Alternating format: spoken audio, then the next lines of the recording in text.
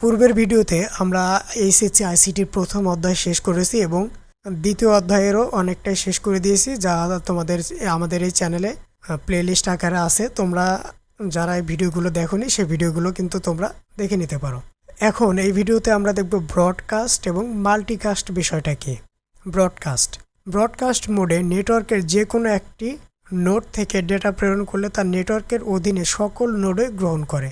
উদাহরণ হিসেবে বলা যায় রেডিও বা টেলিভিশন সম্প্রসারণের কথা বলা যেতে পারে। যেমন এখানে একটা চিত্র দেওয়া আছে, চিত্রতে কিন্তু ব্রডকাস্ট ট্রান্সমিশন বিষয়টা ভালোভাবে বোঝানো হয়েছে।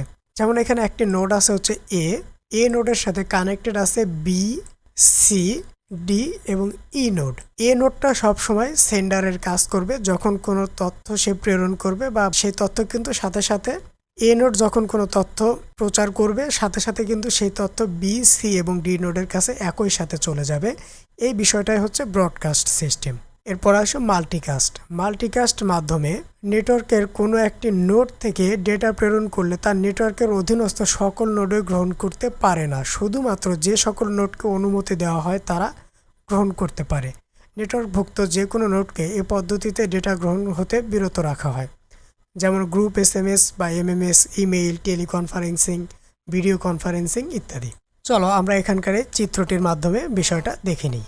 এখন ধরো একটি সিস্টেমে যদি 10টা কম্পিউটার থাকে, আচ্ছা 10টা না ধরি, এখানে যেহেতু আমাদের 5টা নোড আছে, 5টা কম্পিউটার আমরা ধরি। তো ধরো যে কম্পিউটার থেকে তথ্য পাঠানো হবে সেটা হচ্ছে আমাদের এই এ কম্পিউটার, আর যারা তথ্য পেতে পারে বা প্রাপক তারা হচ্ছে বি, সি, ডি এবং ই।